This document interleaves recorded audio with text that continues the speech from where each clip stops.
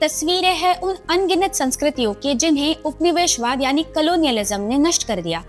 15वीं सदी से 20वीं सदी तक दुनिया ने कलोनियलिज्म नाम के राक्षस का भयानक रूप देखा।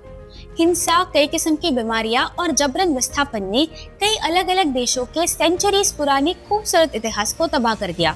यूएसए में नेटिव इंडियंस, ऑस्ट्रेलिया में एबोरिजिनल्स, कनाडा में इनुइट, अफ्रीका में हेरेरू, उपनिवेशवाद का शिकार हुए कम्युनिटीज की ये लिस्ट काफी लंबी है।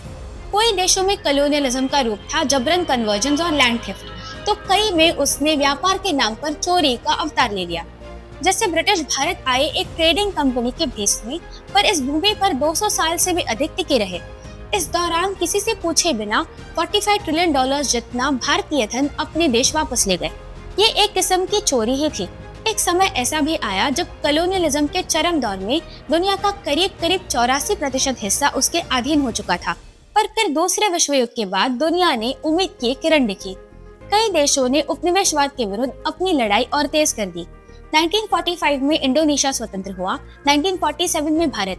करते करते स्वतंत्रता आंदोलन की ये लहर अफ्रीका तक पहुंच गई। लिबिया से लेकर अंगोला तक, घाना से लेकर नामीबिया तक कई देशों ने कॉलोनियल रूल से मुक्ति पाई।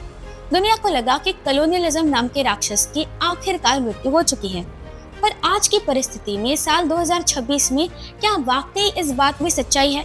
अगर हम गौर से सोचें तो इसका जवाब आएगा नहीं। कलोनियलिज्म कहीं नहीं गया, बस उसने अपना भेस बदल दिया। आज ग्लोबल पॉलिटिक्स में हम जो देख रहे हैं उसके लिए सही शब्द होगा इकोनॉमिक कलोनियलिज्म।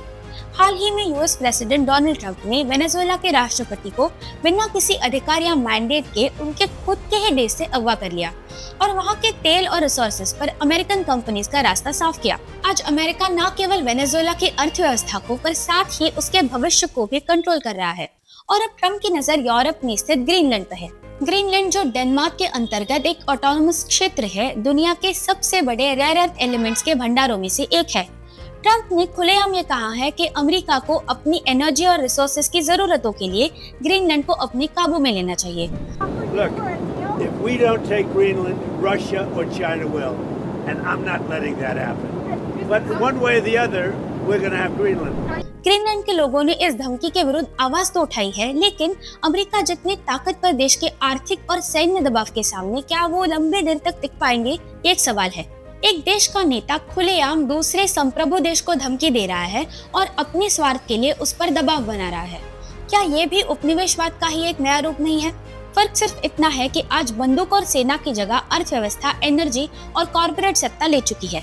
वेनेजुएला और ग्रीनलैंड के केस में हम देख रहे हैं कि कैसे एक ताकतवर देश अपनी आर्थिक और स्ट्रेटेजिक फायदे के लिए छोटे देशों को अपनी मर्जी के अनुसार इस्तेमाल कर रहा है और इस दबंगाई के विरुद्ध कोई कुछ नहीं बोल पा रहा है।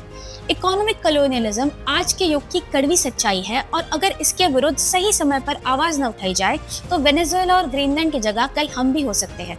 For more such news and analysis, follow our channel Rama times.